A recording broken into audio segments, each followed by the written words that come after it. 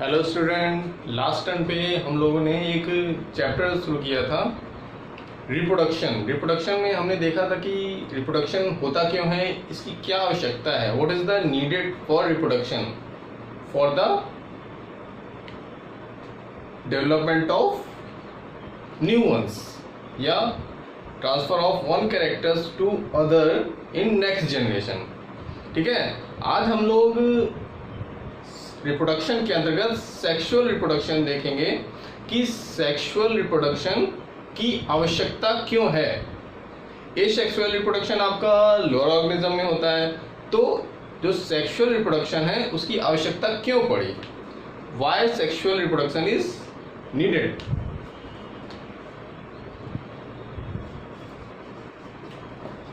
Reproduction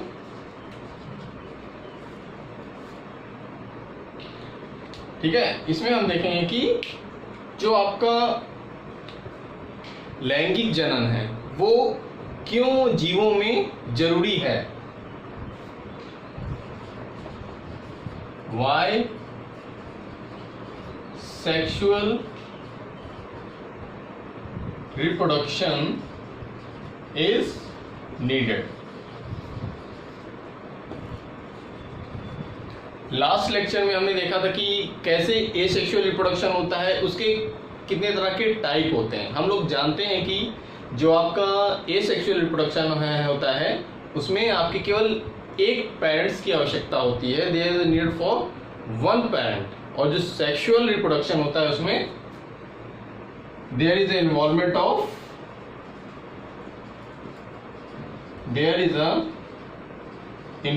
of two parents या two individual of different kids. ठीक है, अब ये क्यों आवश्यक है, आखिर कुछ ना कुछ नेचर ने इस चीज को सेलेक्ट किया, क्यों आखिर सेलेक्ट कर लिया, तो कुछ रीजन होगा इसको सेलेक्ट करने का। तो फर्स्ट ऑफ ऑल हम देखते हैं कि जो एसेक्सुअल रिप्रोडक्शन था उसमें आपकी आइडेंटिकल ऑफस्प्रिंग बनते थे, आइडेंटिकल कॉपीज बनते थे आपके पेरेंटल जनरेशन से। जो सेक्सुअल रिप्रोडक्शन होता है उसमें जो ऑफस्प्रिंग बनते हैं या न्यू इंडिविजुअल बनते हैं वो डिफरेंट होते हैं, they are not identical with previous one.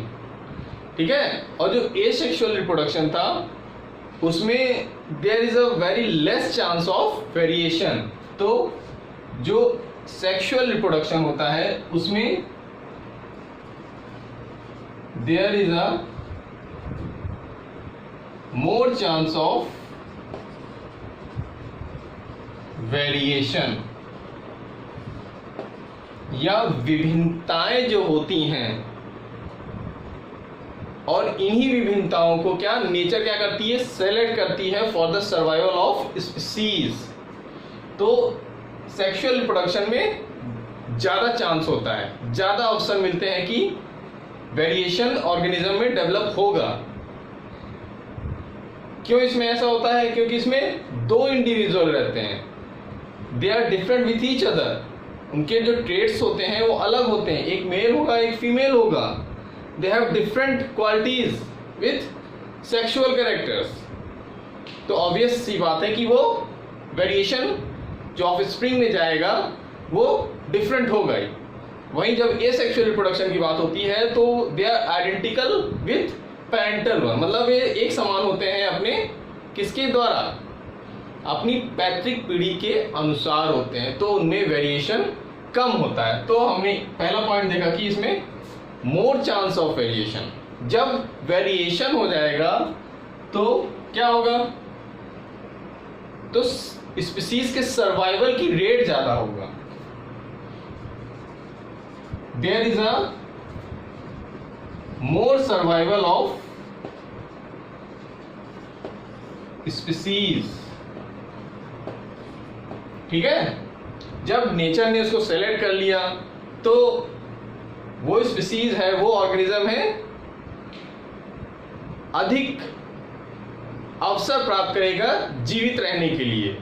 मतलब नेचर उसको अच्छी तरीके से सेलेक्ट किया। तो जो हमने जैव विकास में डार्विन का जो था सर्वाइवल ऑफ फिटेस्ट, तो उसमें यही बताया गया था कि नेचर ने किस तरह से किसी ऑर्गेनिज्म को सेलेक्ट किया और वही फिर फ्यूचर में धीरे धीरे ग्रो करते गए या डेवलप करते गए। तो जब सेक्सुअल रिप्रोडक्शन होता है तो स्पीशीज के जीवित रहने की एडेप्टेबिलिटी होती है जो एनवायरनमेंट से ज़्यादा हो जाती है, वो सरवाइव करते हैं या जीवित रहते हैं। ठीक है, एक ही हो गया। फिर क्या होता है, यहाँ हमने देखा था कि there is more chance of variation, ये हो गया। इसमें जो वेरिएशन होता है बहुत फास्टर होता है, फास्टर वेरिएशन। ठीक है, जो विभिन्नताएं होती हैं बहुत तेजी से होती हैं, क्योंकि दोनों के कैरेक्टर्स मेल और फीमेल के अलग अलग होते हैं और बहुत सी चेंज होती है। आपकी जो फर्टिलाइजेशन का प्रोसेस होता है उसमें बहुत ऐसे चेंज हो जाते हैं जो डीएनए के स्ट्रक्चर में चेंज कर देते हैं, जिससे ये जो विभिन्नताएं हैं नेक्स्ट पीढ़ी में दिखने लगती है। वैसे जैसे हम कहते हैं कि वो जब बच्चा होता है तो कभी ये माँ से भी नहीं मिलता, पिता से भी नहीं मिलता, तो कोई जरूरी नहीं कि वो दोनों पेरेंट्स से मिले। दे आर नॉट नेसेसरी कि they are look like with their parents, because there is a variation. ठीक है, तो जो वेरिएशन होता है सेक्सुअल रिप्रोडक्शन में बहुत तेजी से होता है, फास्टर होता है। ठीक है, तीव्र गति से। ये हो गया। और इसमें जो हम अगर प्लांट्स की बात करें तो उसमें भी सेक्सुअल रिप्रोडक्शन होता है, तो उसमें हम डिफरेंट टाइप के क्रॉप्स डेवलप कर सकते हैं फॉर बेटर वैरायटीज, जिसमें डिजीजेस कम हो, फॉर डेवलपमेंट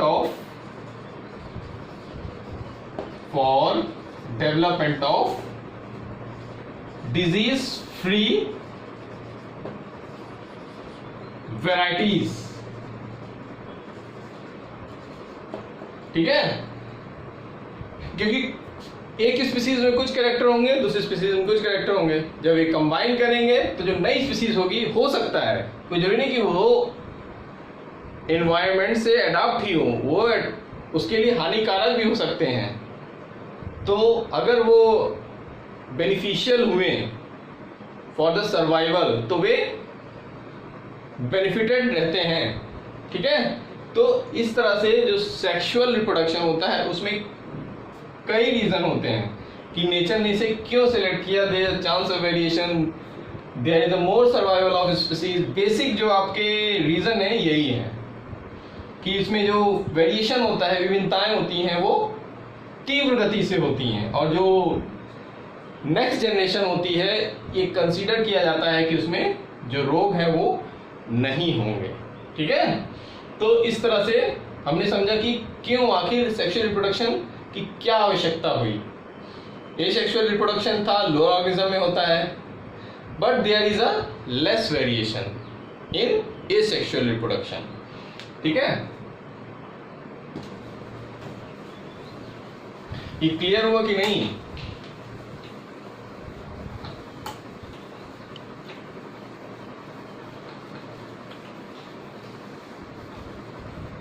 अब हम लोग देखते हैं कि जो सेक्सुअल रिप्रोडक्शन होता है कि इसकी प्रोसेस कैसे होती है।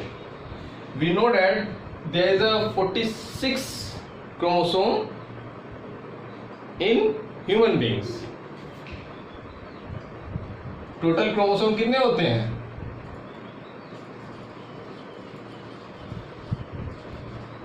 क्रोमोसोम, गुणसूत्र का मतलब it is the genetic material which is transform from one generation to other. कितने होते हैं? 46। ठीक है, ये कहां पाए जाते हैं? ये न्यूक्लियस में पाए जाते हैं, क्रोमेटिन फाइबर होते हैं। जब सेल डिवीजन होता है तो ये लुक लाइक अ क्रोमोसोम। ठीक है, गुणसूत्र हो जाते हैं। तो यहां पे अगर हम मेल और फीमेल की बात करते हैं, ठीक, नॉर्मली हम कह सकते हैं कि सभी इंडिविजुअल में आपके 46 क्रोमोसोम होते हैं। जितनी भी कोशिका होती है आपकी, उसमें 46 क्रोमोसोम होंगे। गुणसूत्रों की संख्या 46 होती है। ठीक है, दो तरह की कोशिकाएं होती हैं, एक होती है दैहिक कोशिकाएं, एक होती है लिंग कोशिकाएं। दैहिक कोशिकाएं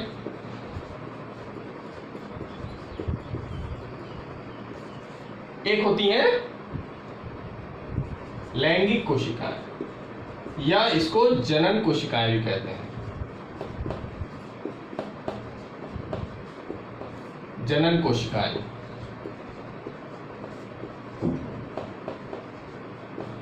इनकी प्रॉपर्टीज में बहुत ही डिफरेंस होता है, क्योंकि जो दैहिक कोशिकाएं होती हैं उनमें माइटोसिस की क्रिया होती है to increase the number of cell, और जो जनन कोशिकाएं होती हैं उसमें क्या होता है, यही इंपॉर्टेंट है, उसमें मियोसिस होता है, अर्धसूत्री विभाजन होता है। अगर हम कंसीडर करते हैं, जैसे फर्स्ट ऑफ ऑल समझ लेते हैं कि मेल और फीमेल में कौन सी कोशिकाएं होती हैं जो फर्दर रिप्रोडक्शन के प्रोसेस को आगे करती। इतना समझ लिए, दो तरह की कोशिकाएं होती हैं, दैहिक कोशिकाएं और आपकी जनन कोशिकाएं या लैंगिक कोशिकाएं, ऑटोसोमल सेल्स और सेक्स सेल्स। ठीक,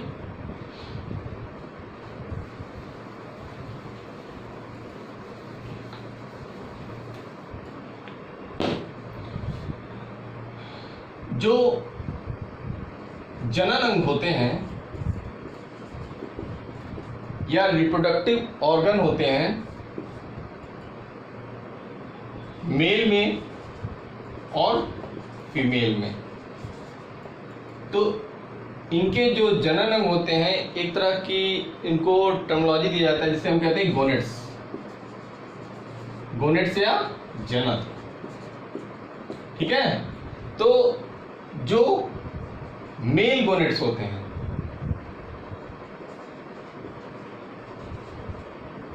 उन्हें हम कहते हैं टेस्टिस या वृषण। ठीक है, और जो फीमेल गोनेट्स होते हैं वो कहलाते हैं, क्या कहलाते हैं, अंडाशय या ओवरी। ठीक है, इतना क्लियर हो कि पहले ये जानना जरूरी है कि कौन से पार्ट्स होते हैं, जो गोनेट्स होते हैं, मेल गोनेट्स और फीमेल गोनेट्स होते हैं, वो कौन कौन से होते हैं। तो जो टेस्टिस होता है वो आपका मेल का पार्ट है, और जो अंडाशय होता है वो फीमेल का रिप्रोडक्टिव पार्ट है। ठीक, यहां तक क्लियर हुआ। फिर हम आगे नेक्स्ट प्रोसीड करते हैं। फिर हम देखते हैं कि जो आपका टेस्टिस होता है वो क्या करता है, आपकी जर्म सेल को डेवलप करता है।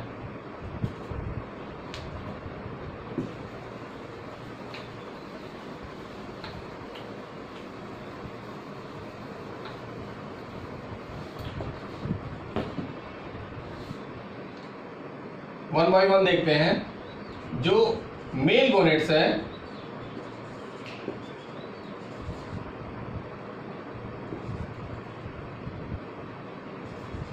Develop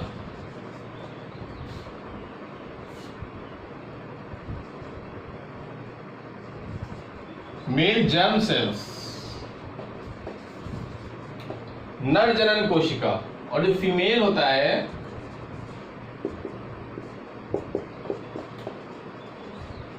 female germ cell. अब ये जो जनन कोशिका होती है इसी के अंदर क्या होती है, मियोसिस की क्रिया होती है। ये डिवाइड करके क्या बनाती है, मेल और फीमेल गैमीट बनाती है, जिसे हम कहते हैं, जो टेस्टिस होता है वो डिवाइड करके वो जनरेट करता है, जो जर्म सेल होता है आपका sperm cells. This is the male gamete. ठीक है, और जो फीमेल होता है, जो फीमेल जर्म सेल होती है, वो ये सिंबल होता है मेल और फीमेल को डिनोट करने का, फीमेल गैमेट होता है उसे कहते हैं एग सेल्स या ओवा या ओवम। ठीक है, तो यहां से डिवीजन शुरू हो जाता है। अभी हम बताएं कैसे, अगर 46 अगर हम देखा जाए नॉर्मल सेल में 46 मिलके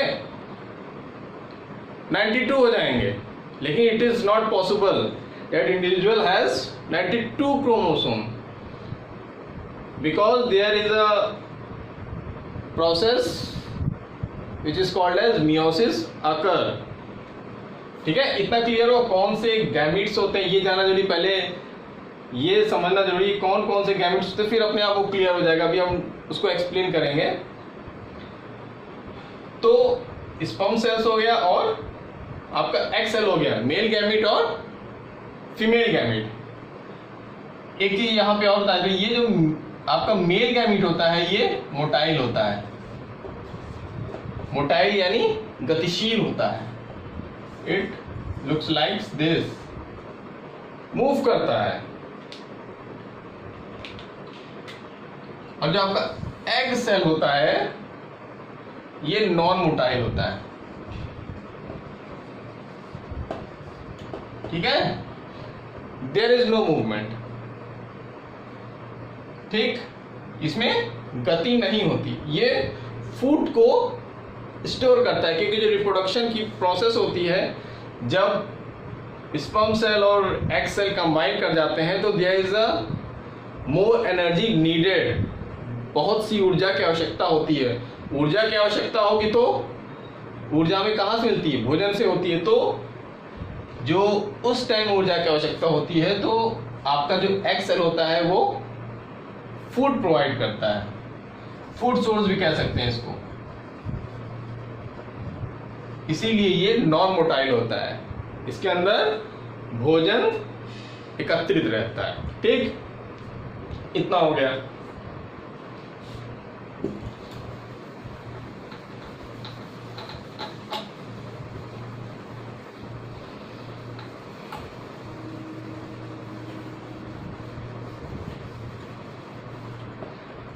अब हम लोग देखते हैं कि जैसे हम लोग डिस्कस कर रहे हैं 46 अगर मिलके 92 हो गए तो it is not possible.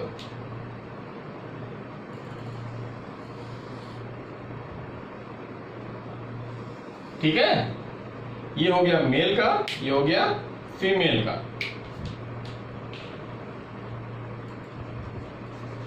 Mail और female, to understand how it function।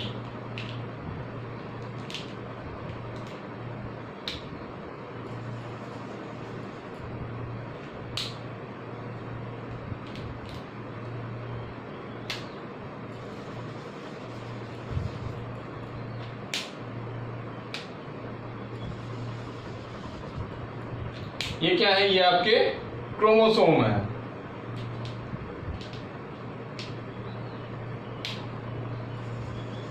जिनकी संख्या कितनी है, 46 है। यहां पे 46 है, यहां पे 46 है। ठीक है, फर्दर इसमें क्या होगा, there is a process which is called as meiosis occur या अर्धसूत्री विभाजन। फिर क्या होता है, जब अर्धसूत्री विभाजन होता है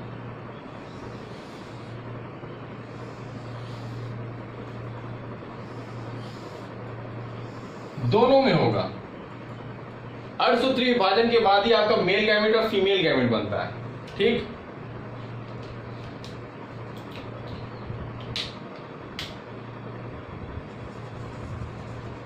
ये हो गया।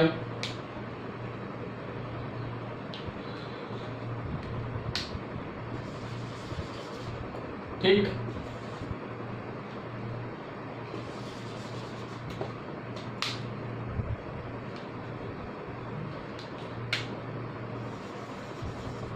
तो now the chromosome number is get half. यहां पे हो गए 23 और यहां पे हो गए 23, अलग अलग हो गए, हाफ हो गए। अर्धसूत्री विभाजन नहीं कहता है they are half with the parent individual. अब क्या होता है, जब फर्दर फर्टिलाइजेशन होता है, अब इसमें आगे की प्रक्रिया होती है, फर्टिलाइजेशन होता है, तो ये इससे रिएक्शन कर सकता है, ये इससे क्रिया कर सकता है, ठीक है। और जो बनता है उसे हम क्या कहते हैं, 23 इधर का आ गया, 23 इधर का आ गया, वो होता है आपका जाइगोट, ठीक है। उसमें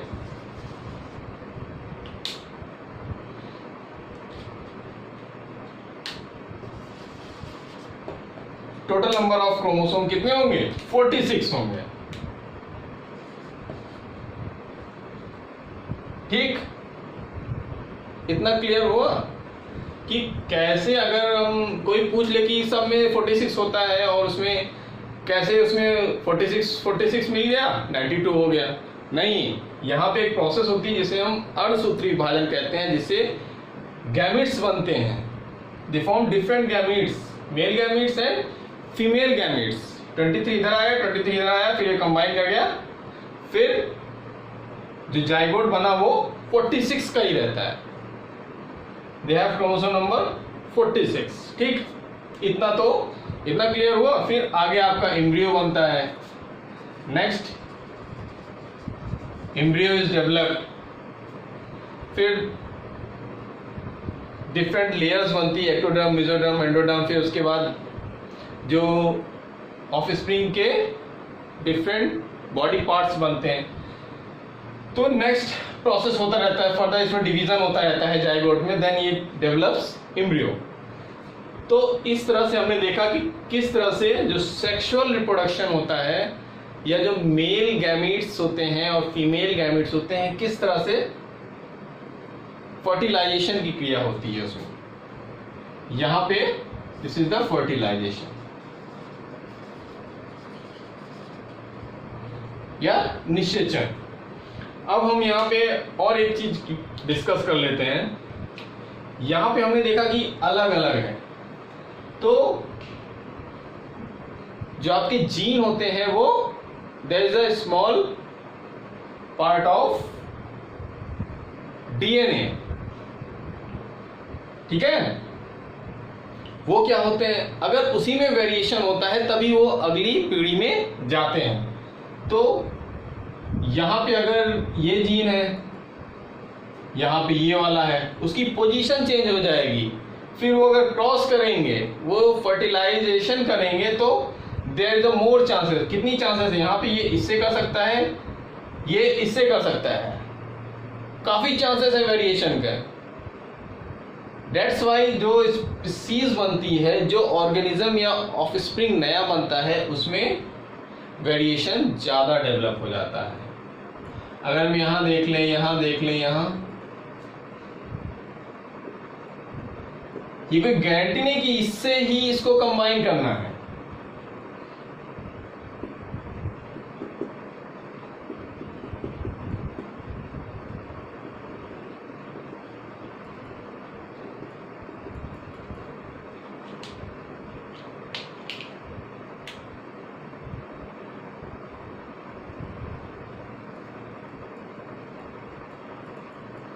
इसको थोड़ा ध्यान से समझिए कि आखिर वेरिएशन इतना फास्टर क्यों है। ठीक है, जो ऑफस्प्रिंग बनता है उसका डीएनए का जो स्ट्रक्चर है चेंज हो जाता है, देयर इज वेरिएशन डेवलप, क्योंकि ये इससे कर रहा है, फिर नया ऑर्गेनिज्म होगा, फिर उसमें नए तरह के कैरेक्टर डेवलप होते हैं। कुछ हार्मफुल होते हैं, कुछ बेनिफिशियल होते हैं। अगर हार्मफुल होंगे तो उसे नेचर नष्ट कर देगी कि वो सरवाइव होने लायक नहीं है, उनको खत्म कर देंगी। ठीक है, इस तरह से डिफरेंट टाइप के वेरिएशन होते हैं। तो आज हम लोगों ने देखा कि किस तरह से सेक्सुअल रिप्रोडक्शन ऑर्गेनिज्म में जरूरी है, क्यों होना चाहिए, for the more chance of variations, faster variation, तीव्र गति से इसमें विभिन्नताएं उत्पन्न होती हैं, जो स्पीसीज डेवलप होती हैं वो डिजीज फ्रीज होती हैं, और जो आपके किस तरह से रिप्रोडक्शन की, सेक्सुअल रिप्रोडक्शन की प्रोसेस होती है कि मेल गैमेट कैसे डेवलप होता है, male germ cell, female germ cell, testis, egg cell कैसे डिवाइड होते हैं, कैसे मियोसिस की किया, यहाँ हमने समझाया ना 46 ये डिवाइड होगा 23, फिर नॉर्मली यहाँ पे 46 आ गया। आपसे ये नॉर्मल, ये कॉमन सेंस का क्वेश्चन है। इसीलिए जो जर्म सेल होती है it different from other sales, जो जनन कोशिका होती है वो दैहिक कोशिकाओं से अलग होती है। ओके बच्चों, थैंक यू।